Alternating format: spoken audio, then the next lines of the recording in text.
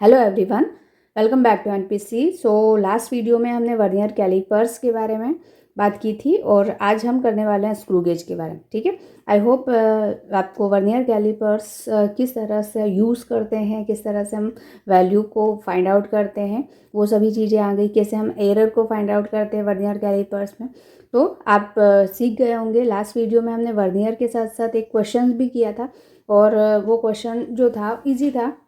I hope आप सभी को समझ में आ गया हो। ठीक है, सो बेटा आज हम स्क्रू गेज के बारे में करेंगे, उसका एक्सप्लेनेशन, इसमें एरर किस तरह से होती है, वैल्यू किस तरह से फाइंड आउट करते हैं एंड उस पर बेस्ड एक क्वेश्चन करेंगे। ठीक है, तो वर्नियर कैलिपर्स में तो हमने रोड, स्फीयर का लेंथ, डायमीटर, ये सब फाइंड आउट किया था। ठीक है, अगर हमारे पास कोई भी एकदम पतला सा इंस्ट्रूमेंट, जैसे कि अगर आपके पास एक वायर है, ठीक है, या सपोज़ कि जो पेन है इसका आपको डायमीटर फाइंड करना है, ये यहाँ से इस तरह से डायमीटर फाइंड करना है, तो आप किस इंस्ट्रूमेंट का यूज़ करेंगे? स्क्रू गेज का। ठीक है, सपोज़ आपके पास एक वायर है तो उसका डायमीटर अगर आपको फाइंड करना है तो भी आप स्क्रू गेज की हेल्प से करेंगे।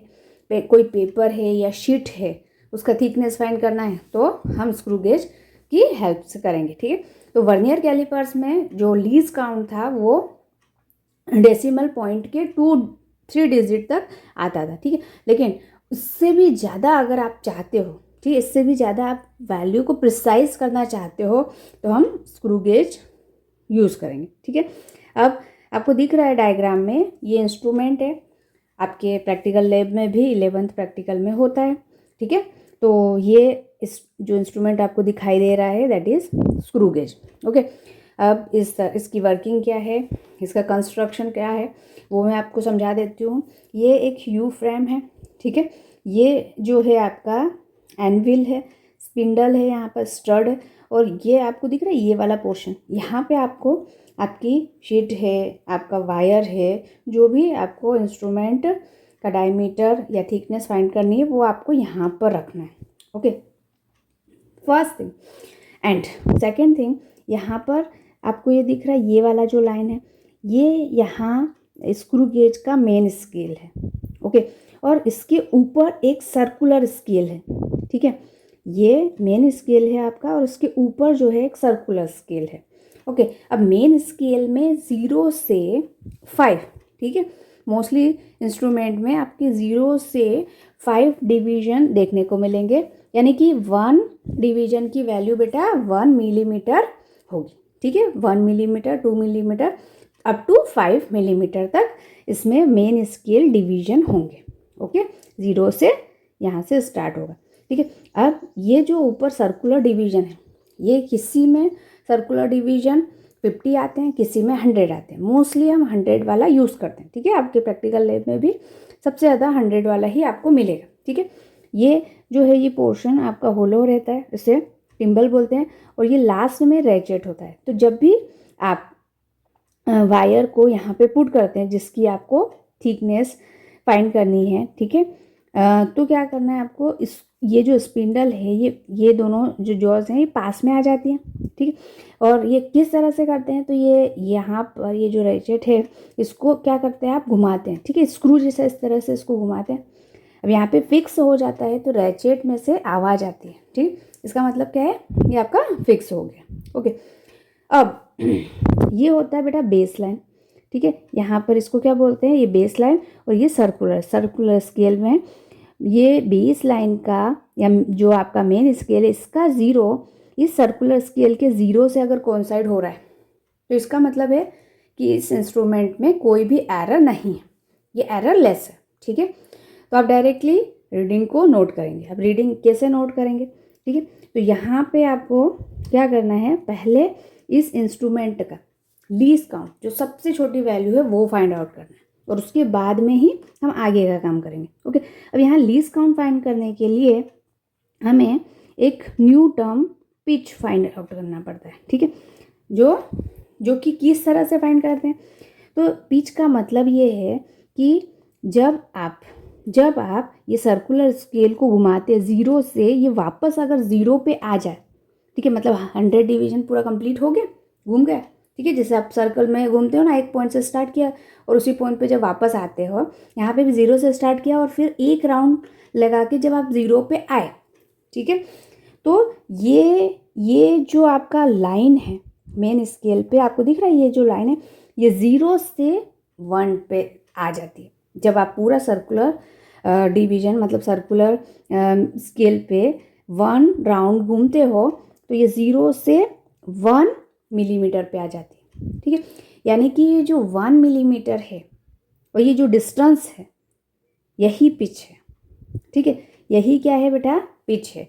तो पिच के बारे में हम ये बोल सकते हैं, the linear distance which the screw gauge moves in 1 complete round of its head is equal to the distance between the 2 consecutive threads, ठीक है। ये आपको यहाँ पे इस तरह से ये थ्रेड्स होते हैं, ठीक है। ये थ्रेड्स भी जब आप ये 1 पूरा राउंड कंप्लीट कर लेते हैं तो ये फर्स्ट वाला जो थ्रेड दिख रहा है, आप सेकंड वाले थ्रेड पे पहुंच जाते हैं, ठीक है। तो जो पिच है वो क्या हो गया बेटा, ये डिस्टेंस, ये वाला जो डिस्टेंस है वो, ठीक है। और ये डिस्टेंस एक्चुअली में कितना होता है 1 सेंटीमीटर, ठीक है। तो ये पिच के बारे में आपको पता होना चाहिए, ठीक है। पिच क्या है बेटा, ये डिस्टेंस है और कितना होता है इसमें 1 मिलीमीटर के बराबर, ठीक है। अब हमें लीस्ट काउंट फाइंड करना है, इस इंस्ट्रूमेंट का, स्क्रू गेज का लीस्ट काउंट फाइंड करना है। तो जो लीस्ट काउंट होगा उसका फॉर्मूला है आपका pitch of screw divide by total division on circular scale पे जो टोटल डिवीजन है, किसी में 50 होते हैं मैंने बताया था, किसी में 100, ठीक है। तो हमारा जो ये इंस्ट्रूमेंट है इसमें 100 है, ओके। तो आप लीस्ट काउंट कैसे फाइंड करोगे, least count is equal to pitch 1 millimetre है और टोटल डिवीजन कितने हैं बेटा 100, ठीक है। तो 1/100 इसका मतलब 0.01 मिलीमीटर, ठीक है। और सेंटीमीटर में कन्वर्ट करेंगे तो क्या हो जाएगा 0.001 सेंटीमीटर, ठीक है। तो ये डेसिमल पॉइंट के 3 डिजिट अप टू 3 डिजिट तक हमारी वैल्यू आ गई, ठीक है। सेंटीमीटर में वैल्यू आ गई, ओके। अब जो आपका टोटल रीडिंग होगा वो कैसे फाइंड आउट करते हैं, सबसे पहले इन दोनों इंस्ट्रूमेंट में हमें लीस्ट काउंट फाइंड करना रहता है, ओके। अब आप जो ऑब्जर्व रीडिंग है, आपने ऑब्जर्व की है, वो रीडिंग आप कैसे फाइंड करोगे, ऑब्जर्व रीडिंग, ठीक है। तो ऑब्जर्व रीडिंग में आपको क्या करना है, मेन स्केल रीडिंग, ठीक है। मेन स्केल रीडिंग प्लस ये जो सर्कुलर डिवीजन है इस पे कोइंसाइड जो भी डिवीजन कर रहा है, इसका मतलब जैसे सपोज कि यहाँ पे आपने कोई वायर रखा है, ठीक है। वायर का आपको थिकनेस फाइंड करना है, तो यहाँ पे आपने वायर रखा है, ओके, या थिकनेस या डायमीटर जो भी फाइंड आउट करना है आपको। तो आप क्या करोगे, अब वायर को जब आप रखोगे तो थोड़ी सी तो स्पेस होना है, ठीक है। थोड़ी सी स्पेस होना है तो ये क्या होगा, थोड़ा सा हमें इससे घुमाना पड़ेगा, ठीक है।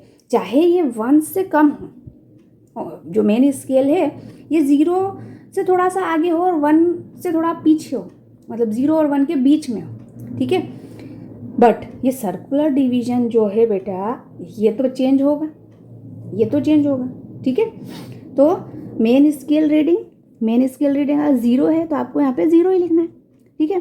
तो main scale reading plus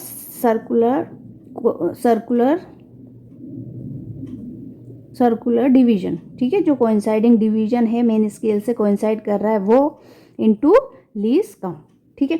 suppose कि अगर आपने ये एक वायर रखा है तो ये तो 0 पे ही रहेगा, 0 से थोड़ा सा आगे हो जाएगा, ठीक है। तो ये तो हम 0 मिलीमीटर ही काउंट करेंगे इसमें। प्लस सपोज सर्कुलर डिवीजन में सपोज कि यहाँ पे 40 आ गया, सर्कुलर डिवीजन ये 0 जो है और यहाँ पर आ गया 40, तो आप क्या करोगे, 0 से जो कोइंसाइड कर रहा है 40 कर रहा है तो यहाँ पे 40 रख दोगे, ठीक है। लीस्ट काउंट इसका आपने फाइंड आउट किया कितना है 0.001, ठीक है। तो अब आपका जो आंसर है 0.0 यहाँ पे 0.0 मिलीमीटर, ठीक है।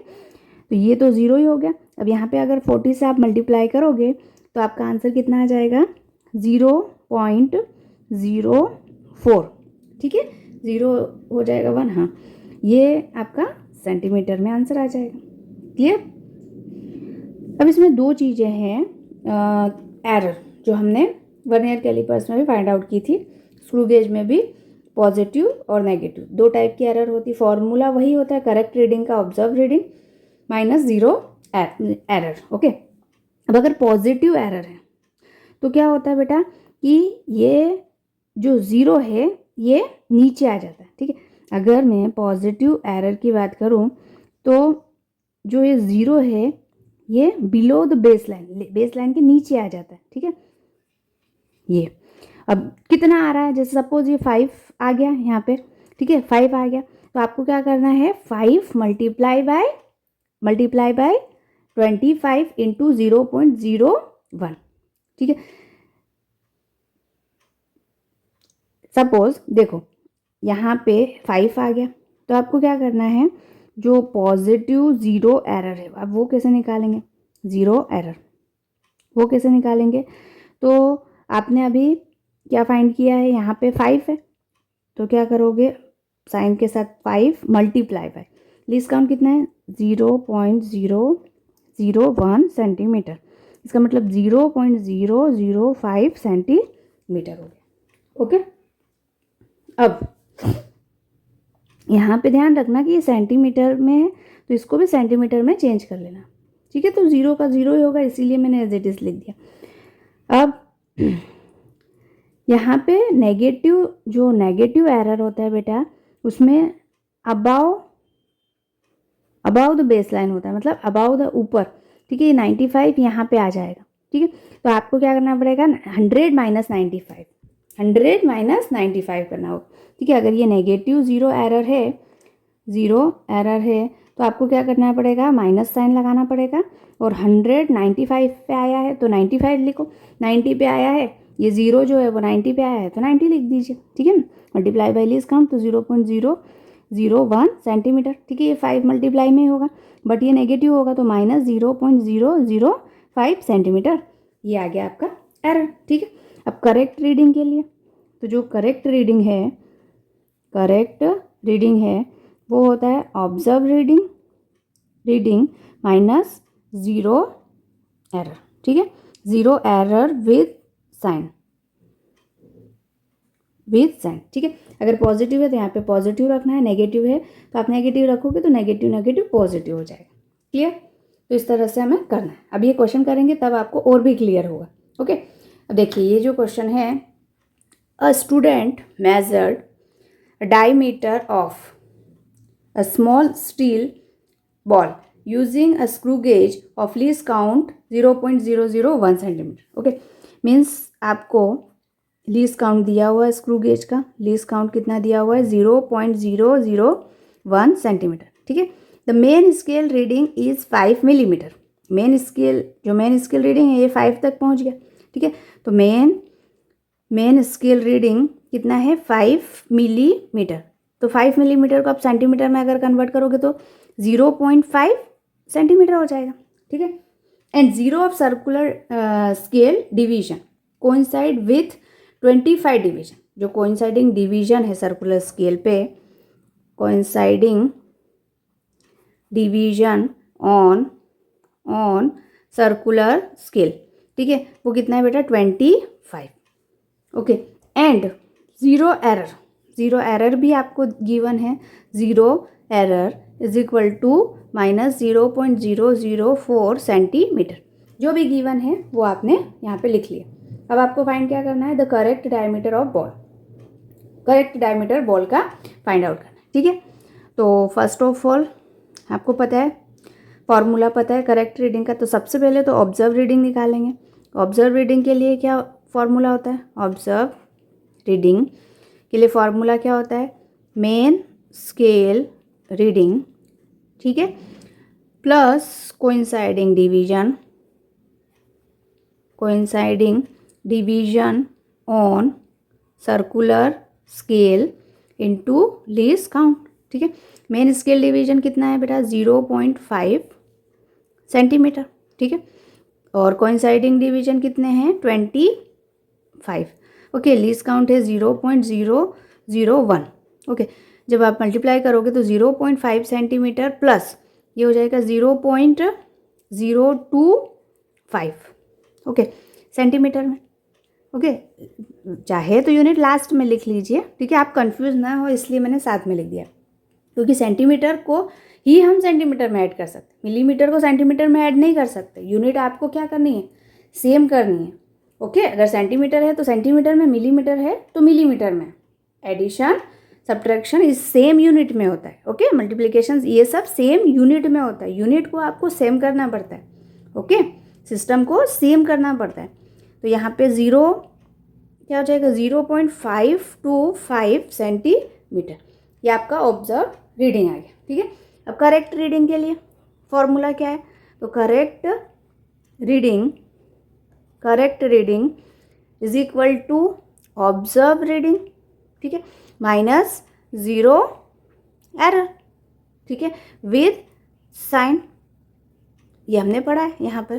ठीक है, ऑब्जर्व रीडिंग है आपका 0.525 माइनस 0 एरर कितना है बेटा, यहाँ पे 0 एरर दिया हुआ है, माइनस 0.004 सेंटीमीटर में। 0.525 माइनस माइनस प्लस हो गया तो 0.004, तो ये ऐड करेंगे तो 0.529 सेंटीमीटर। ये आपका करेक्ट रीडिंग आ गया। ठीक है, यही आपके बॉल का डायमीटर है। ठीक है, final answer 0.529 centimetre. Clear? I hope ये क्वेश्चन क्लियर है आपको।